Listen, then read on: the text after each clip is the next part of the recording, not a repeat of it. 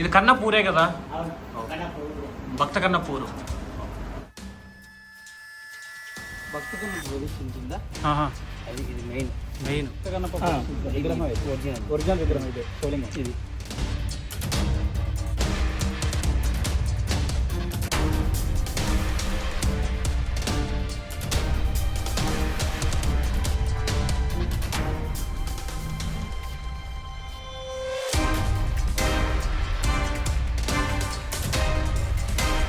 Hi friends, అందరికీ నమస్తే. అందరూ ఎలా ఉన్నారు? నేనైతే చాలా బాగున్నానండి.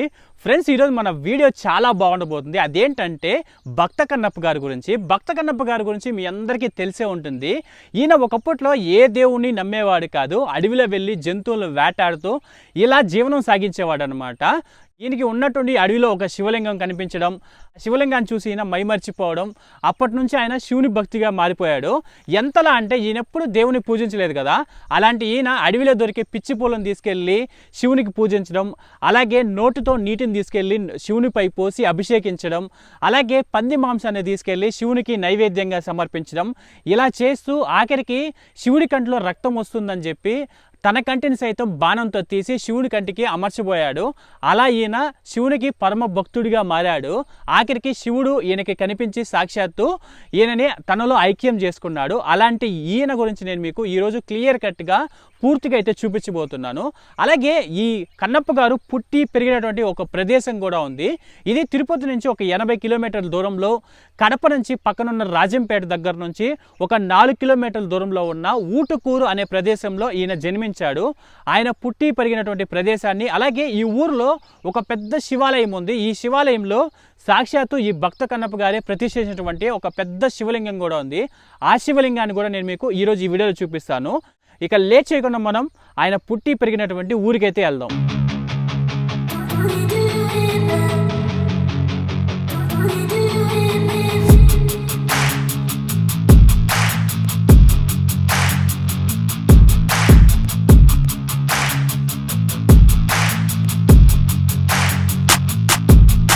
ఫ్రెండ్స్, ఫైనల్గా భక్త కన్నప్ప గారి ఊరైనటువంటి ఊటుకూరులో బస్ దిగాం. బ్యాక్ సైడ్ కనిపిస్తుంది కదా, అదే టెంపుల్.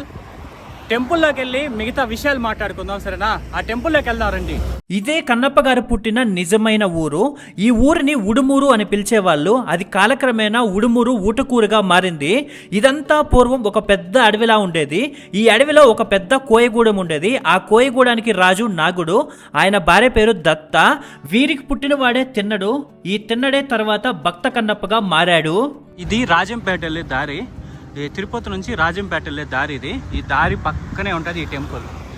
ఇక్కడ చూడండి, ఈ టెంపుల్ పైన భక్త కన్నప్ప తన కళ్ళను శివునికి అమర్స్తున్నటువంటి దృశ్యాన్ని అక్కడ ఒక విగ్రహం లోపల చూపిస్తున్నారు చూడండి. ఇక్కడ చూడండి, ఇదే ఈ టెంపుల్ ముందున్న ఆర్చ్. ఈ ఆర్చ్ నుంచి లోపలికి వెళ్తే మనం ఈ టెంపుల్ చూడొచ్చు. అలాగే మిగతా కొన్ని విగ్రహాలు ఉంటాయి ఈ ఆర్చ్ నుంచి లోపలికి వెళ్తే. అవన్నీ మనం చూద్దాం లోపలికి వెళ్ళి. ఫ్రెండ్స్, ఈ టెంపుల్ లోపలికి రాగానే ఫస్ట్ మనకి ఇక్కడ ఒక 2 విగ్రహాలు వస్తాయి. ఒకటి తాళ్ళపాక అన్నమాచార్యుల విగ్రహం. తాళ్ళపాక అన్నమాచార్యుల అవ్వగారు ఊరు అనమాట ఇది, ఈ ఊటుకూరు. ఆయన విద్యాభ్యాసం కూడా ఇక్కడే జరిగిందంట. అందుకని ఇక్కడ ఒక విగ్రహం ఏర్పాటు చేశారు. అలాగే పక్కనే భక్త కన్నప్ప వాళ్ళ ఒరిజినల్ ఊరు కాబట్టి, సొంత ఊరు కాబట్టి ఇక్కడ భక్త కన్నప్ప విగ్రహం ఏర్పాటు చేశారు. ఆ రెండింటిని మనం చూసేసి తర్వాత మనం లోపలికి వెళ్దాం. ఆలయం లోపలికి వెళ్ళి మిగతా ప్రదేశాలు చూద్దాం. ఇదిగోండి, ఇది శివాలయం లోపల ఎంట్రన్స్. కానీ ఇక్కడ బయట వెళ్తే ఇక్కడ 2 విగ్రహాలు ఉంటాయి. ఒకటి భక్త కన్నప్ప విగ్రహం, మరొకటి తాళ్ళపాక అన్నమాచార్యుల విగ్రహం. చూడండి, ఇటు పక్క ఉంది కదా, ఇది తాళ్ళపాక అన్నమాచార్యుల విగ్రహం. ఫ్రెండ్స్, ఈ శివాలయంలో అన్నమాచార్యుల విగ్రహం కూడా ఉంది. ఎందుకంటే ఈ అన్నమాచార్యులు ఇదే ఊటుకూరులో విద్యాభ్యాసం చేశారంట. అందుకని అన్నమాచార్యుల విగ్రహాన్ని కూడా ఇక్కడ ఏర్పాటు చేశారు. ఆయన విగ్రహం చూసి తర్వాత మనం భక్త కన్నప్ప విగ్రహం చూద్దాం. నీట్గా స్టోరీ కూడా ఇచ్చారు చూడండి. తాళ్ళపాక అన్నమాచార్యుల తాతగారు నారాయణయ్య చదువుకోవడానికి ఊటుకూరు వచ్చాడంట. చదువు అబ్బక గురువు పెట్టే శిక్షలు భరించలేక చింతాలమ్మ గుడి పుట్టలో చేయి పెట్టాడు. పాము కరవలేదు కానీ చింతాలమ్మ ప్రత్యక్షమై శ్రీ వెంకటేశ్వర స్వామి అనుగ్రహం వల్ల పరమ భక్తుడు నీ మనవడుగా పుడతాడని ఆశీర్వదించింది. నారాయణయ్య మనవడే అన్నమాచార్యులు. అన్నమయ్య తండ్రి నారాయణ సూరి, తల్లి అక్కమాంబ. అన్నమయ్య కూడా ఊటుకూరు నందు చిన్నతనంలో విద్యాభ్యాసం చేశాడు. కలియుగ దైవమైన వెంకటేశ్వర స్వామిపై 32,000 కీర్తనలు రచించి కవిత పితామహుడని పేరు తెచ్చుకొని ధన్యుడైనాడు. ఇంతాలమ్మ దేవత విగ్రహం కూడా ఇక్కడ శివాలయంలో ఉంది. ఇదిగోండి, ఇదే అన్నమాచార్యుల విగ్రహం ఎలా ఉందో చూడండి. చూశారు కదా, ఇప్పుడు పక్కనే మనం కన్నప్ప విగ్రహం ఉంటుంది, చూద్దాం. ఇదిగోండి అన్నమాచార్యుల విగ్రహం, పక్కనే కన్నప్ప విగ్రహం, పైన శివుని కూడా పెట్టారు చూడండి. ఇదే భక్త కన్నప్ప విగ్రహం.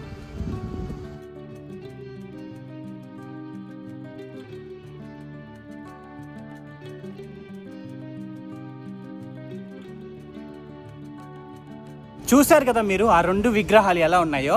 ఇప్పుడు మనం మెయిన్ ఆలయం లోపలికి వెళ్దాం. ఆలయం లోపలికి వెళ్ళి ఆలయం లోపల ఉన్న ప్రదేశాలన్నీ నేను మీకు చూపిస్తా. ఓకేనా? వెళ్ళి చూద్దాం రండి.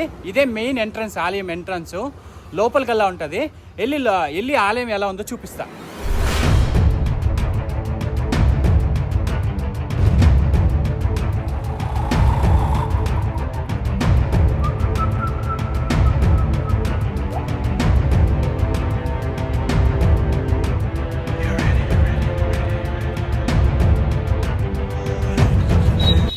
ఇదిగోండి ఆలయం ఎంట్రన్స్ చూడండి. పాత ఆలయం, చాలా పాత ఆలయం, అందుకే కొంచెం కింద ఉంటుంది, లోపలికల్లా ఉంటుంది. చాలా పాత ఆలయం చూడండి, ఎప్పుడో కట్టారు. ఇది కన్నపూరే కదా, భక్త కన్నపూరు.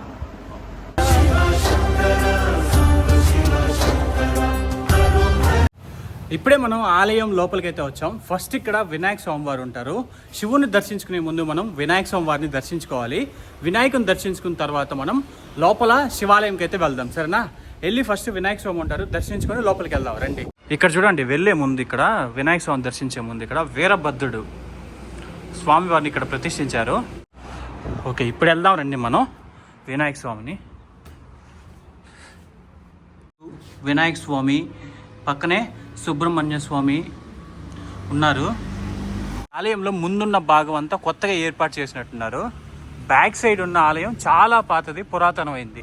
ఎప్పుడో భక్తప్ప కాలం నాటిది అనుకుంటా, చాలా పాతది. అలాగే ఈ ఆలయంలో ఏదో పాత శాసనం కూడా ఉందంట, వెళ్ళి చూపిస్తా, చూద్దారండి. ఈ ఆలయంలో ఒక శాసనం కూడా ఉంది చూడండి, ఎప్పటిదో ఇది ఈ శాసనం. దీనిపైన తెలుగులోనే రాస్తున్నారు, పాత తెలుగు. ఇది చాలా ఓల్డ్ కాలం లాంటి తెలుగు, కొంచెం అర్థం కాకుండా ఉంది. ఇదిగోండి, ఇది మెయిన్ శివాలయం. లోపలికి వెళ్దాం. ఇక్కడ లోపలికి వచ్చాము. ఇక్కడ ఏదో పూజలు చేస్తున్నట్టున్నారు ప్రెసిడెంట్. లోపల ఎవరు లేరు, పూజారి ఎవరు లేరు, భోజనానికి వెళ్ళారంట, అడిగాను ఆల్రెడీ. లోపల కామాక్షి అమ్మవారు అలాగే శివుడు ఉంటాడు. ఇద్దరు ఉంటారనమాట ఒకే టెంపుల్లో. నేను వెళ్ళి ఫస్ట్ కామాక్షి అమ్మవారిని చూపిస్తాను, పక్కనే మరొక ఆలయం లాగా శివాలయం ఉంటుంది, 2 చూద్దాం. ఈ ఆలయం లోపలికి వెళ్ళి గర్భాలయంలో ఉన్న కామాక్షి అమ్మవారిని అలాగే శివాలయాన్ని చూద్దాం. లోపలికి నేరుగా వెళ్ళంగానే కామాక్షి అమ్మవారు మనకు కనిపిస్తారు. ఈ ఆలయంలో ఉన్న కామాక్షి అమ్మవారు ఎలా ఉన్నారో మీరు చూడండి. ఈ అమ్మవారికి పక్కనే శివాలయం ఉంటుంది. ఇక్కడ ఒక నంది ఉంది చూడండి, చాలా పురాతనమైన నంది, చాలా బాగుంటుంది చూడడానికి కూడా, చాలా పాతది. చూడండి ఎలా ఉందో. ఈ నందికి ఎగ్జాక్ట్ ఆపోజిట్లోనే నేరుగా మనకు శివలింగం ఉంటుంది చూడండి. ఈ ఆలయంలో ఉన్న శివలింగం ఎలా ఉందో మీరు కూడా చూడండి. ఈ శివలింగం కన్నప్ప ప్రతిష్ఠించిన శివలింగం కాదు. పూర్వం ఇదే ప్రదేశంలో కన్నప్ప ప్రతిష్ఠించిన శివలింగం ఉండేదట, కానీ దానికి పగులు రావడంతో ఇంకా ఆ శివలింగం పూజకు పనికిరాదని చెప్పి ఆగమ శాస్త్రం ప్రకారం ఆ శివలింగాన్ని తీసి పక్కన ఈ ఆలయం పక్కన ప్రతిష్ఠించారు. అదే ప్రదేశంలో కొత్త శివలింగాన్ని తీసుకొచ్చి ఇక్కడ పెట్టారంట. ఇప్పుడు మీరు చూస్తున్నది కొత్తగా ప్రతిష్ఠించిన శివలింగం. కన్నప్ప ప్రతిష్ఠించిన శివలింగాన్ని కూడా ఈ ఆలయం బయట ప్రతిష్ఠించారు. నేను బయట వెళ్ళి మీకు ఆ శివలింగాన్ని కూడా చూపిస్తాను.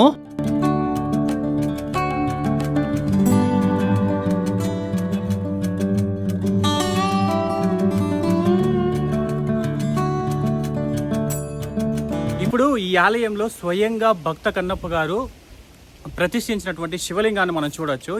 భక్త కన్నప్ప ప్రతిష్ఠించిందా, అది ఇది మెయిన్ లోపల ఉన్నది మళ్ళీ ప్రతిష్ఠించింది. ఇది భక్త కన్నప్ప ఆయన వచ్చి ప్రతిష్ఠించారు లోపల. అది కొంచెం విరిగిపోతే ఇక్కడ ప్రతిష్ఠించింది. ఓకే ఓకే, అంటే ఇప్పుడు భక్త కన్నప్ప విగ్రహం ఒరిజినల్ విగ్రహం ఇదే శివలింగం ఇది. ఓకే ఓకే, అంటే అది చిన్న మొక్క పోతే తీసుకొని బయట పెట్టారు, తీసుకొని వచ్చి లోపల ఇంకో పానమట్టం కొంచెం ప్రాబ్లం గా ఉంటే ఆ. ఇక్కడ ప్రదర్శించారు. ఆ. లోపల ఇంకోటి వేరే శివలింగం ఇప్పుడు పెట్టారు కొత్తగా. కొత్తగా అంటే ఇయర్స్ అయింది, కానీ ఇది ఆయన ఓల్డ్ భక్త కన్నప్ప ఓల్డ్ భక్త కన్నప్ప పెట్టి. ఇదిగోండి ఇక్కడ ఉంది చూడండి టెంపుల్ బ్యాక్ సైడ్.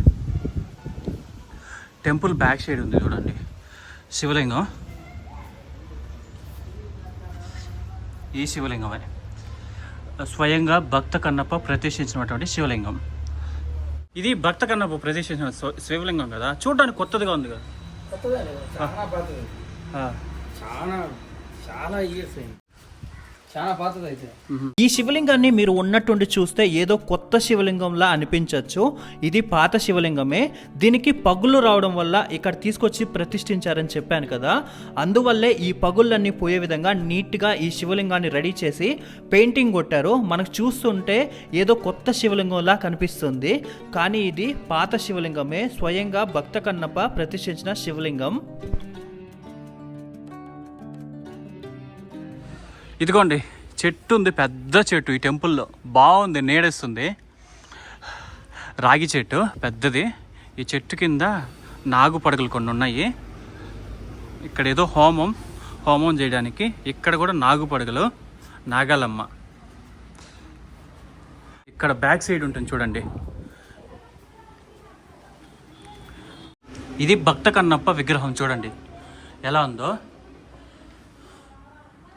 బాగుంది కదా.